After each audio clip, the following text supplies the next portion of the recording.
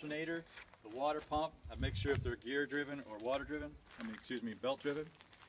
That there's no leaks around the water pump, that it's secured. The alternator won't have leaks, but it's got electrical wires, making sure they're all secure. And that the air compressor is secured. And again, on this bus, it's gear driven, so I don't have to worry about a belt with that. With the belt, I'd be looking for frays, for cuts, and for tightness, no more than 3/4 inch play. You know, again, it doesn't say on the test about exhaust, so I won't go there right now. That's pretty much all I do. I shut the hood and I go ahead, I'd fire it up. The first gauge I look at is the oil pressure gauge to make sure it jumps up within the first 15 seconds. I'm checking all the rest of my gauges, making sure that they're all operating in appropriate operating ranges. I'd probably list them off. You know, I got the alternator at 14. I've got air pressure is building, water temp will build.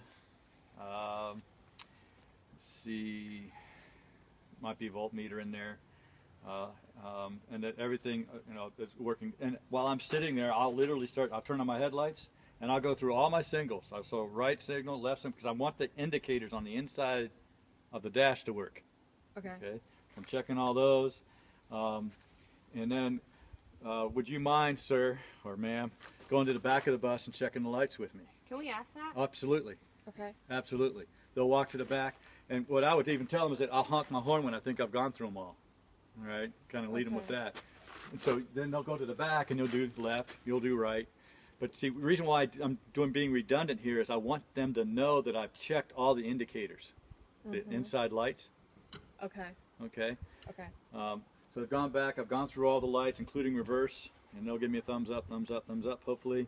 And then when I'm all through all the lights, I'll give a little tap on the horn, they'll come back to the front.